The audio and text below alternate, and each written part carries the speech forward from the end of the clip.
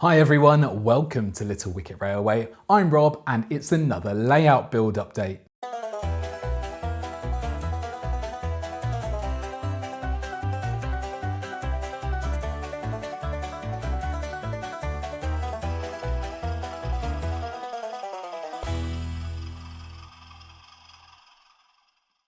Thank you to everyone who subscribed after watching the last build video. Nearly 30% of viewers are now also subscribers, which is great. And if you're still one of those who hasn't subscribed, then please do. And if you click the bell notification, then YouTube will let you know when the next build video comes out. And to all those who left motivational comments, they've worked, because in this video, a couple more baseboards are installed. I have a go at creating an incline using risers, and I try out a new type of rubber roadbed. All right, let's get into it. Here's the L-girder baseboards that I built in the last video, and it's now been joined by two additional baseboards that run along the back wall and the opposite wall. These aren't L-girder types, they're grid types where the cross members are fixed in place. They're still open frame though. I won't be covering them with a single sheet of plywood because the track is going to be at different elevations. I've made these bits of benchwork as shallow as I thought I could get away with because underneath is the staging and I need to be able to reach under. So whilst the staging benchwork was so solid that I would happily stand on it, I probably wouldn't risk standing on this level, but it'll be more than strong enough to hold all the scenic material that's going to go on top. It's made from 20mm by 44mm plain square edge timber. The cross members are roughly 30 centimeters apart. Because it's attached to the wall on one side, that gives it a lot of structural strength. And then we've got some legs across the front. I'm not too worried about the cross members interfering with point motors or anything like that, because in these areas I can tweak the track work to avoid them. The benefits of framework like this are that it's really easy and quick to put together. And now that these are all in place, I can install the incline that takes trains from the scenic section at level 0 all the way up to 10 centimeters. And this incline will all be hidden under scenery, so trains will disappear over this side and then reappear over there. And I'm hoping that having trains vanish in one area and reappear quite some distance away will give the layout a bit of a wow factor. But I haven't had great experiences with hidden sections in the past, so it might just cause headaches. For the risers, I'm using this 20mm by 69mm PSE, mostly offcuts from the framework build, and in some cases, I might add these smaller cleats onto the top to make the area where I attach the roadbed larger. And on top of these risers, there will be a roadbed, which is 9mm plywood. To make life easy for myself, I'm using set track 3rd and 4th radius curves for the 90-degree corners. I'm trying to avoid using set track in the visible scenic areas. There's nothing wrong with set track, but it's maybe not as realistic looking as using flexi track with larger radius curves and easements. But the area I'm working on today will be hidden, so set track makes life easy. And to really help me out, I've been using the laser cutter to make these 9mm thick plywood corner pieces with the position of the track engraved onto them. If I've done my calculations correctly, then the length of track on the incline is around 11 meters and it's going up 10 centimeters, so the gradient on that incline should be 0.9%. I expect it'll be hard to get it that accurate, but as long as I'm staying under 1%, then that should be fine. And I will be checking that as I go along using my digital spirit level.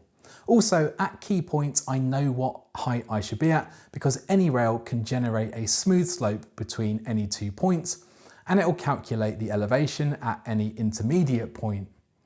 Right, let's get going. I started with the corner piece, which was to be set at elevation 0, and it was just a case of securing it in place with a few short screws. I then installed a bracket to support the start of the baseboard where the incline begins, and made sure that where the boards met, they were at the same height. For the first few risers, I glued thin shims to the underside of the board to get the correct elevation, and then screwed through them directly into the cross bracing. It would have been ideal if I could have used a single board to cover the entire distance along this wall, but unfortunately it was slightly too far and I needed 2 boards. Where they joined, again I wanted a really smooth transition, so glued and screwed both sides to a splice plate underneath, which also acted as part of the riser. Next, I fitted the corner section because I already had this pre-cut and knew exactly where it needed to go and what height it needed to be at. And once that was in place, I could make sure that I had a board which exactly fitted the gap that was left.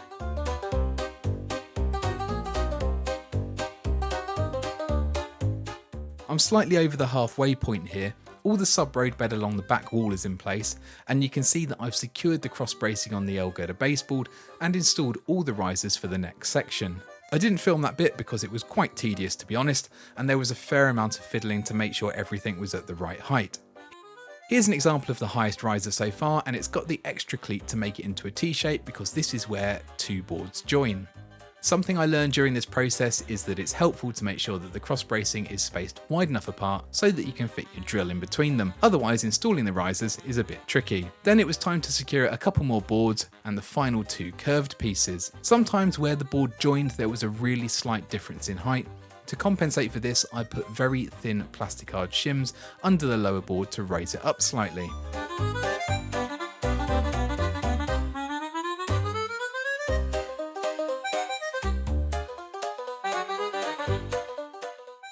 So that's the sub-roadbed in place all the way from level 0 over there, along the wall, to this area where it does a 180.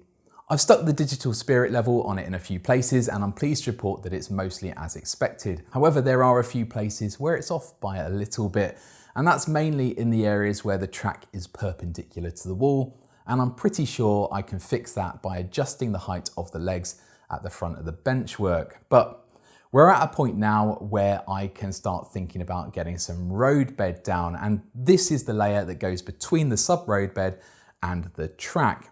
Now, it's not an essential layer. You can put your track directly onto the board, but there are some advantages of using a roadbed. Firstly, it lifts the track up slightly so that when the track is ballasted, it gives a nice shoulder to the ballast and helps to create a more realistic shape. It also should help to deaden the sound of the models running over the boards. It can be quite rumbly when models run over track that is directly connected to the board due to all the vibrations. I've not got anything that quantifies how much a roadbed reduces the vibrations, but the theory is that having a roadbed will help to reduce the noise. And a popular choice for roadbed is cork, and I've used this before. You can get it pre-cut into track width strips or in wider rolls. For the staging, I use laminate flooring underlay as suggested by Charlie from Chadwick. Back in the 90s, we used the Hornby foam underlay, and I would strongly advise that you avoid this because it breaks down quite quickly and turns into a horrible dust. This time, I'm trying something completely different, and it's a bit of a gamble.